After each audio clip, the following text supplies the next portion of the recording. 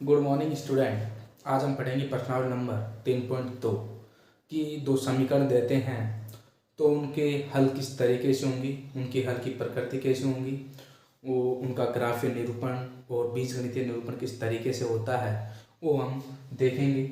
मैंने पहले ही बना रखा है क्योंकि टाइम खराब नहीं हो इसलिए। देखो, रेखा युग्म, मान लो ये रेखा युग्म दे रखा है या फिर अपन मानते हैं कि a1x plus b1y plus c1 बराबर 0। ठीक है, और एक मानते हैं दो समीकरण होते हैं इसमें, दो चर वाले रैखिक समीकरण a2x plus b2y plus c2 बराबर 0। ठीक है, या माइनस मान सकते हो, इसको कुछ भी आप मान सकते हो।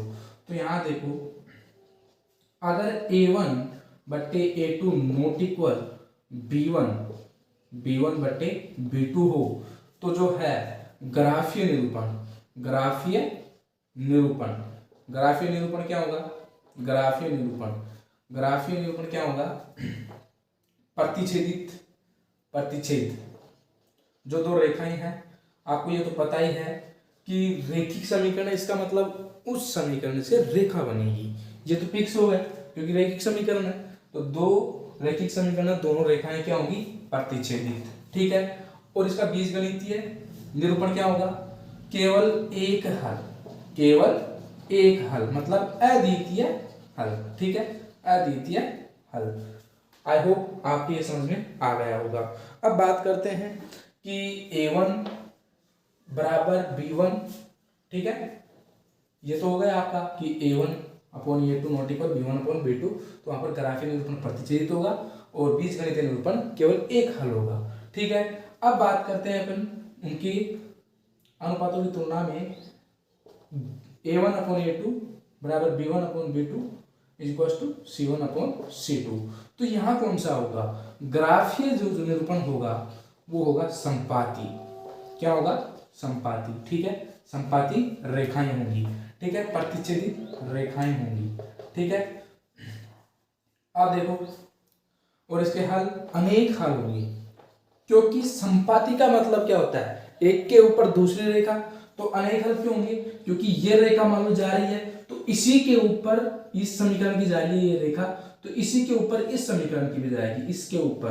तो अनेक हल हो गए ना, इस पॉइंट पर, इस पॉइंट पर, इस पॉइंट पर, इस पॉइंट पर, अनेक पॉइंटों से मिलकर बनी हुई एक आकृति होती है, वो रेखा कहलाती है। तो अनेक पॉइंटों पर अनेक हल होंगे। ठीक है, ये हो गया आपका संपाती वाला। ठीक है, जब अनुपातों की तुलना करेंगे तो a1 upon a2, b1 upon b2 और c1 अपॉन c2 सारे इक्वल आने चाहिए, तो वहां पर होगी संपाती और अनेक हल। ठीक है, अब बात करते हैं कि ये नॉट इक्वल हो, कि a1 upon a2 equal to b1 upon b2 not equal c1 upon c2। तो यहाँ पर ये दोनों रेशियो नॉट इक्वल हो, तब क्या होगा? तब जो रेखाएं जो होंगी मतलब ग्राफीय निरूपण वो होगी समांतर। ठीक है, और बात करें बीजगणितीय निरूपण की, तो वहां पर क्या होगा? कोई हल नहीं। क्यों भाई कोई हल क्यों नहीं होगा? क्योंकि आपने रेल की पटरी देखी होगी, इस तरीके से चलती है। यहाँ पर जो बीच में डिस्टेंस है वही यहाँ पर डिस्टेंस है, मतलब कहीं पर भी कितना ही दूर ले जाओ कभी नहीं मिलेंगी, आपस में प्रतिच्छेद नहीं होगी। और जितनी बार प्रतिच्छेद होती है रेखाएं उतने ही हल होते हैं। तो देखो, पहले फर्स्ट में तो कितनी बार होगी? एक बार। ठीक है, एक बार। यहाँ पर संपाती है, इसका मतलब डबल लाइन होगी। ठीक है, यहाँ पर समांतर, इसका मतलब एक लाइन ऐसे तो एक लाइन ऐसे समांतर होगी। आई होप आपकी ये सब कुछ समझ में आ गया होगा। अब अपन चलते हैं प्रश्नावली की तरफ। ठीक है, इसको जरूर लिख लेना, पेन कॉपी लेके बैठिए और ढंग से इसको उतारिए क्योंकि ये बहुत जरूरी है इस प्रश्नावली में। ठीक है, चलते हैं आगे प्रश्नावली की तरफ। अब बात करते हैं क्वेश्चन नंबर फर्स्ट सवाल की। इसमें क्या है कि कक्षा 10 के विद्यार्थी कितने हैं? 10 ने एक गणित की पहली प्रतियोगिता में भाग लिया। यदि लड़कियों की संख्या लड़कों की संख्या से 4 अधिक हो तो लड़कियों वह लड़कों की संख्या बताओ। ठीक है। और क्वेश्चन नंबर क्या बोल रहा है, फर्स्ट क्या बोल रहा है कि इसको जो है निम्न समस्याओं को रैखिक समीकरण के युग्म बनाइए और उनको ग्राफीय विधि से हल कीजिए। पहले तो युग्म बनाना है इस समस्याओं को, फिर ग्राफीय विधि से हल करना है। ठीक है। तो हम बात करते हैं, देखो लड़कियों 10 विद्यार्थी है ना, कितने विद्यार्थी हैं 10। तो पहले अपन को मानना पड़ेगा, माना कि क्या माना, लड़कियों की संख्या, लड़कियों की संख्या बराबर x है, x है। ठीक है। लड़कों की संख्या, लड़कों की संख्या y है। ठीक है। आप कुछ भी मान सकते हो, लड़कों की संख्या x मान सकते हो, लड़कियों की संख्या y मान सकते हो, कोई प्रॉब्लम यहाँ पर नहीं है। ठीक है। लड़कियों की संख्या कितनी है x है और लड़कों की संख्या कितनी है y है। तब क्या होगा, 10 विद्यार्थी है ना, तो 10 विद्यार्थी हैं तो कितने होंगे x प्लस वाई, सारे का योग कितना है 10 विद्यार्थी हैं तो 10। ठीक है। समीकरण नंबर फर्स्ट हो गया। अब बात करते हैं, अब प्रश्नानुसार,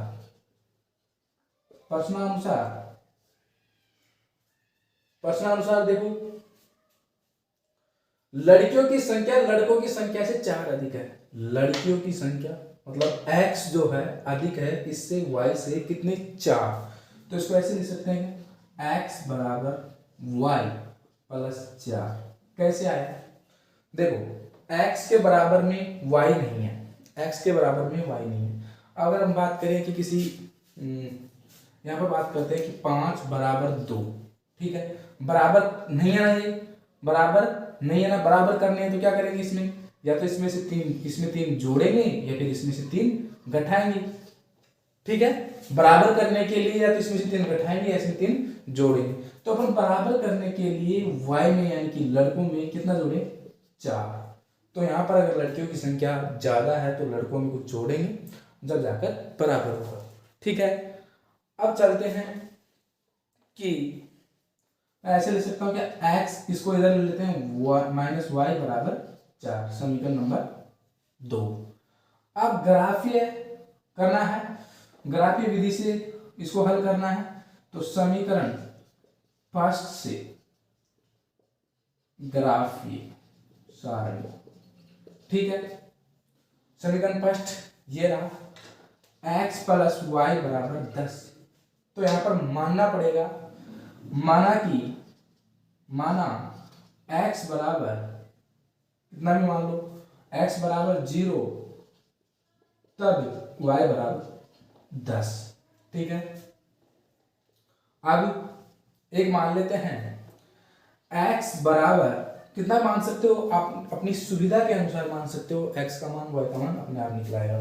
जब कहां से निकला ये y बराबर, इसको x को इधर ले लेते हैं तो कितना है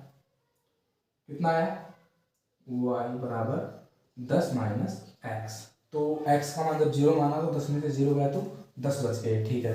अब देखो x बराबर कितना माने, x बराबर आप मान सकते हो 3 तथा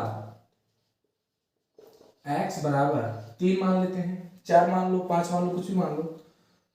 तब y बराबर कितने आएंगे 7। कैसे कि 10 में से देखो कितने y बराबर 10 माइनस x बराबर 3 रखो, कितने रहेंगे 7। ठीक है। अब आगे बात करते हैं, इसका अपन निरूपण कर लेते हैं, ग्राफ सारणी बना लेते हैं। ठीक है। 1 2 और यहाँ पर x है और यहाँ पर y है। ठीक है। तो यहाँ पर x का मान कितना था 10, तब y का मान कितना था, सॉरी x का मान 0 था तब y का मान 10, जब x का मान 3 था तो y का मान 7। ठीक है। अब अपन बात करते हैं समीकरण 2 से ग्राफीय सारणी। ठीक है, समीकरण 2 से, समीकरण 2 क्या है, x माइनस वाई बराबर 4। तो अपन मानते हैं कि y को इधर लेते हैं तो x बराबर 4 प्लस वाई। ठीक है, अब देखो y मानना है यहाँ पर, x नहीं मानना क्योंकि इसके साथ y है। ठीक है, यदि या फिर माना y बराबर x बराबर मत मानना 0। क्यों? क्योंकि इस अचर के साथ जो चर होता है उसको मानना होता है, समझ गए। तो देखो माना y बराबर 0, तब x बराबर कितना आ जाएगा, 0 है तो x बराबर 4। यदि y बराबर कितना माने 3, तब x बराबर 7। ठीक है, x बराबर कितना आ गया 7। या फिर और कुछ मान सकते हो।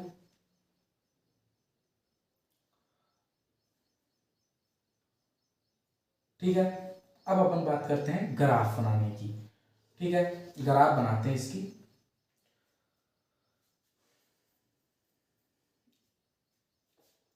इस तरीके से एक ग्राफ खींच लो ग्राफ के पेज के अंदर। ठीक है, अब वहां पर 1 2 3 4 5 6 7, ठीक है 8, 1 2 3 4 5 6। ठीक है, अब 1 2 3 4 5, 1 2 3 4 5, यहाँ पर क्या लिखोगे x अक्ष और यहाँ पर y अक्ष। ठीक है, यहाँ पर x अक्ष और वहां पर y अक्ष। अब देखो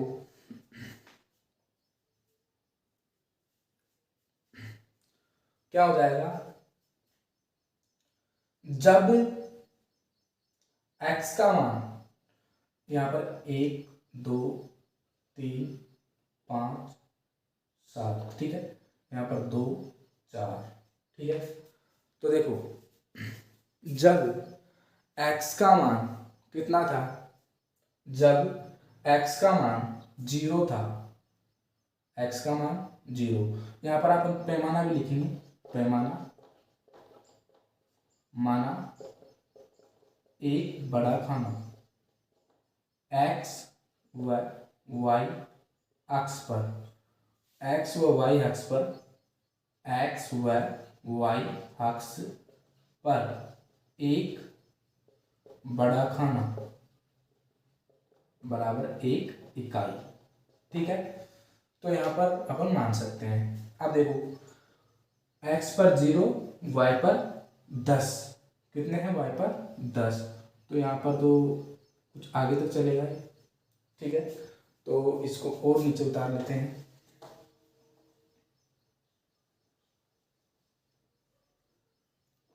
माइनस में तो है नहीं, ठीक है, इधर भी माइनस में नहीं है, तो 1 2 3 4 5 6 7 8 9 10, 1 2 3 4 5 6 7 8 9 10। ठीक है, ऐसे करके ये हो गए 2, ये 4, ये 6, ये 8 और ये 10, ये 2, ये 4, ये 6 8 और 10। ठीक है, जब x पर 0 है, ये x अक्ष हो गया और ये x डैश अक्ष हो गया, ये y अक्ष हो गया। ठीक है, ये y डैश अक्ष हो गया।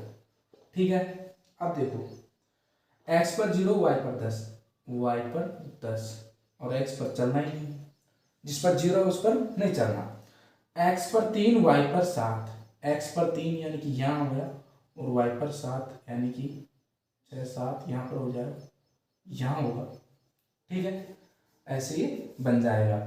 तो एक सीधी रेखा बन जाएगी, इससे एक सीधी रेखा बन जाएगी ऐसे करके, और एक सीधी रेखा बन जाएगी। ठीक है, उसके बाद में हम बात करते हैं समीकरण नंबर 2 वाले की। अभी टेबल नहीं बनाई समीकरण नंबर 2 वाले की, तो सारणी बना लेते हैं, सारणी बना लेते हैं। ठीक है, 1 1 और 2। ठीक है, x और y। तो जब x का मान y का मान माना था ना, माना 0 है y का मान, तब x का मान कितना आया था 4। माना y का मान 3 है, तब x का मान 7, 3 और 7। तो जब y का मान 0 है, ये रहा y अक्ष, x पर कितना चलना है 4। ठीक है, चल गई। y का मान 3 है, ये हो गया। x का मान कितना है 7, ठीक है। तो यहाँ पर चलेंगे अपन यहाँ पर, ठीक है, लगभग यहाँ पर, ठीक है।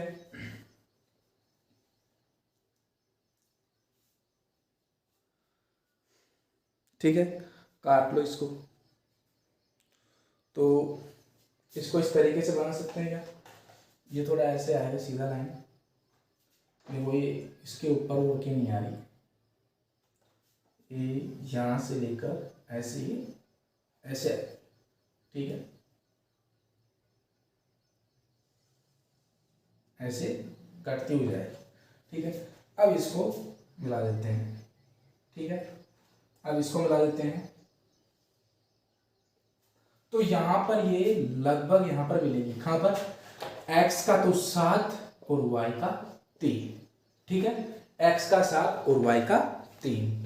अब इस ग्राफ से अपन कह सकते हैं, देखो ये ग्राफ कौन सी बनी, पहले समीकरण से बनी थी ना। पहला समीकरण कौन सा है, x प्लस वाई बराबर 10, और दूसरा समीकरण से कौन सी ग्राफ बनी, ये वाली, तो कौन सी है, x माइनस वाई बराबर 4, ठीक है। ये तो आपकी रेखा बन गई है, ठीक है, रेखाओं के वो बन गए। अब अपन ने ये बिंदु भी दर्शा दिए, तो दोनों ग्राफ पर, नीचे लिखोगे, ग्राफ पर दोनों रेखाएं किस पर प्रतिच्छेद कर रही है, दोनों रेखाएं बिंदु x और y दर्शाते हैं ना ऐसे, तो इसको क्या लिखेंगे 7, तो x को पहले लिखेंगे और y को बाद में, ठीक है।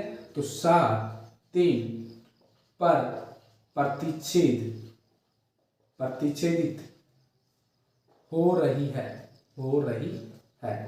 अतः अपन ने क्या माना था, x क्या माना था, लड़कियों की संख्या, तो अतः लड़कियों की संख्या कितनी हो जाएगी, लड़कियों की संख्या बराबर 7 और लड़कों की संख्या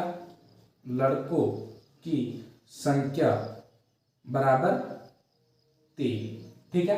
लड़कियों की संख्या कितनी आ गई 7 और लड़कों की संख्या कितनी आ गई 3। आई होप आपकी ये भी समझ में आ गया होगा, ठीक है। आगे चलते हैं, लड़कियों की संख्या कितनी आई 7 और लड़कों की संख्या कितनी आई 3, ठीक है। अब चलते हैं आगे सवाल नंबर 2 की तरफ। अब देखो ये सवाल नंबर 2, लाइट गई है, देखने में कुछ ज़्यादा प्रॉब्लम तो आएगी नहीं, लेकिन फिर भी मैं कोशिश करूँगा आराम से पढ़ाने की, समझा के। देखो 5 पेंसिल तथा 7 कलमों का मूल्य 50 रुपये है, जबकि 7 पेंसिल तथा 5 कलमों का कुल मूल्य कितना है 46 रुपये है। एक पेंसिल और एक कलम का क्या करना है मूल्य। तो कभी भी जो चीज पूछता है ना उसको अपन मानेंगे, ठीक है। पहले लड़कियों की संख्या, पहले क्वेश्चन में क्या माना था, लड़कियों की संख्या बराबर x और लड़कों की संख्या बराबर y, ऐसे माना था ना। तो यहाँ पर भी अपन क्या करेंगे, एक कलम का मूल्य बराबर x और एक पेंसिल का मूल्य बराबर y, इस तरीके से अपन मानेंगे, ठीक है। अब देखो हल,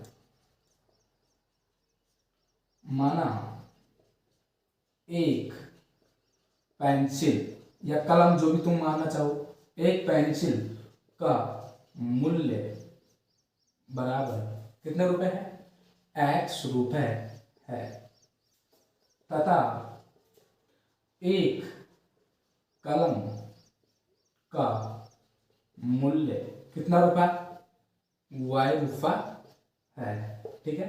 कितना रुपया है, y रुपया, ये y रुपये है, ठीक है।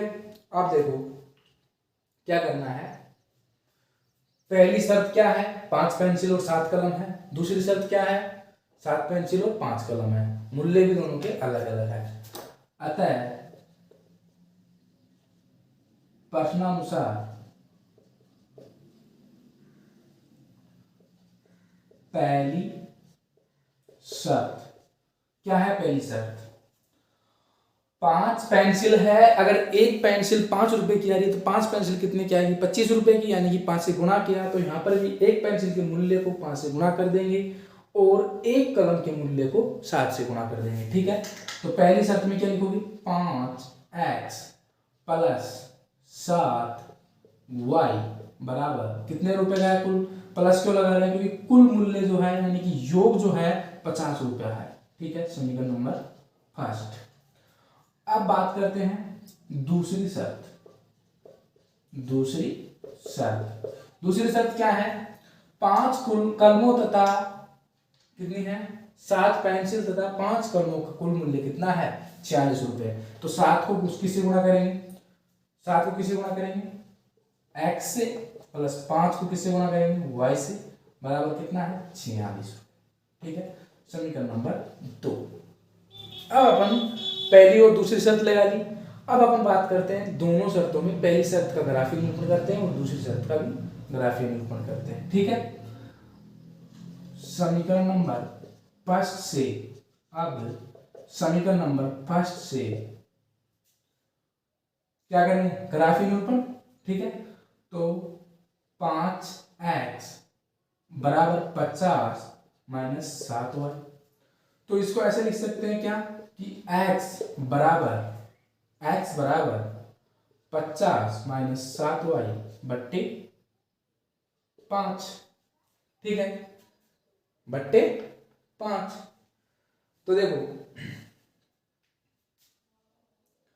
x का मान, सॉरी अब यहां पर अपन को क्या मानना पड़ेगा, y का मान। माना y बराबर 0 है, तब x बराबर कितना आएगा, x बराबर कितना आएगा, यहाँ देखो 50 माइनस 7 गुणा 0 बट्टे 5 कितना आ जाएगा, 50 में से 0 गए तो 50 बचे, तो 50 बटे 5 10 आ गए। ठीक है, अब यदि y बराबर कितने माने, 5 मान लेते हैं, 5 हो, तब x बराबर 50 माइनस 7 गुणा 5 बट्टे 5, तो 5 7 35, 15 में से 35 गए तो 15 बचे ना, 15 बटे 5, 5 3 15, तो यानी कि x का मान कितना आया, 3। ठीक है, अब इसकी ग्राफ भी बना लेते हैं, वो सारणी बना लेते हैं। ठीक है, सारणी बनाया, 1 2 x है और ये y है। तो देखो x का मान, y का मान जब 0 था तो x का मान कितना आया था, 10। जब y का मान 5 था तो x का मान कितना आया, 3। ठीक है, सॉरी y का मान कितना था, 5। ठीक है, अब समीकरण फर्स्ट से, सॉरी सेकंड से समीकरण सेकंड था ये रहा। तो देखो 7x बराबर, ऐसे कर लेते हैं, y को इधर ले आते हैं, या जैसा तुम चाहो वैसे कर सकते हो, कोई वो नहीं है ना। तो 46 माइनस 5y, अब इसको x बराबर ऐसे लिख सकते हैं क्या कि x बराबर 46 माइनस 5y बट्टे में 7, ये गुणा का भाग में आ गया। ठीक है, अब देखो माना कितना माने कि पूर्ण संख्या आनी चाहिए, मतलब संख्या जो है से आ जानी चाहिए, पॉइंटों में नहीं आए और बट्टे में भी नहीं आए। ठीक है, तो देखो अगर y का मान 4 मान ले तो कितना हो जाएगा, 20, और 20 46 में से 20 गए तो नहीं आएगा, लेकिन 5 मान लेते हैं तो 21 बच जाएगा, एक तो ये है। ठीक है, माना y बराबर कितना माने, 5, तब x बराबर 46 माइनस 5 गुणा 5 बट्टे 7, तो 21 बट्टे 7 और 7 या 21, x का मान कितना है, 21। अब देखो उसके बाद y का मान कितना मानोगे, तो y का मान आप अपने हिसाब से मान सकते हो कि x का मान जब 5 माना तब ये पूरा आ गया, तो ऐसी संख्या जो 25 कितना बच जाए, माइनस के 21 बच जाए तो माइनस के 21 कब बचेंगे, जब 75 में से घटाएंगे। तो 15 से गुणा कर दो, 15 5 75, 75 माइनस 46 कितने हो जाएंगे 9, 15 में से 9 गए तो 75 भी नहीं। यहाँ पर तुम 80, ऐसी संख्या देखना कि जिससे 7 का पूरा पूरा भाग चला जाए, ठीक है।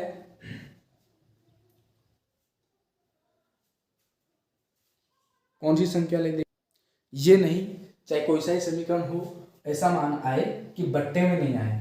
तो अपन y का मान 5 माना था जब ये 3 आ गया था, अब अपन 12 मान के देखते हैं कि 12 मानने पर क्या आता है। तथा y बराबर 12, तब x बराबर कितना आ जाएगा 46 माइनस 5 गुणा 12 बट्टे 7, ठीक है। तो देखो x बराबर 12 पंजू 60, तो 46 माइनस 7 बट्टे 7। तो जब 4660 में से 46 घटाओ कितने बचे 14 बचे ना, तो कितने बच जाएंगे माइनस के 14 बट्टे 7। तो x का मान कितना आया माइनस का 2, कितना आया माइनस का 2। तो x बराबर सीधे लिख सकते हो -14 बट्टे 7 बराबर माइनस के 2, ठीक है। अब इसकी भी अपन क्या बना लेते हैं सारणी, ठीक है।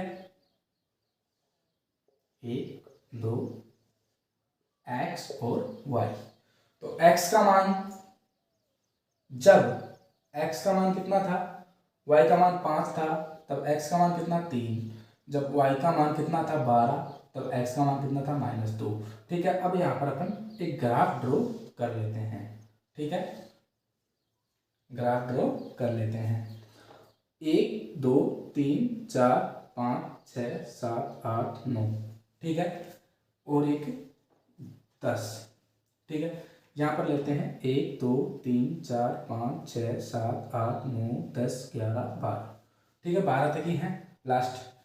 यहाँ ये x अक्ष हो जाएगा, ये x डैश अक्ष हो जाएगा, और ये y अक्ष हो जाएगा, मतलब ये माइनस वाला होगा और y डैश भी माइनस वाला होगा, या फिर माइनस, सीधा माइनस भी लिख सकते हो -x, ठीक है। 1 2 3 4 5 1 2 3 4 5, ठीक है। तो यहाँ पर 3 हो गई, और यहाँ पर 6, और यहाँ पर 9, और ये 10, ठीक है। यहाँ पर 3, यहाँ पर 6, सॉरी यहाँ पर 6, यहाँ पर 9, और यहाँ पर 12, ठीक है। अब इससे लेते हैं समीकरण फर्स्ट से, समीकरण फर्स्ट से लेते हैं कि क्या होगा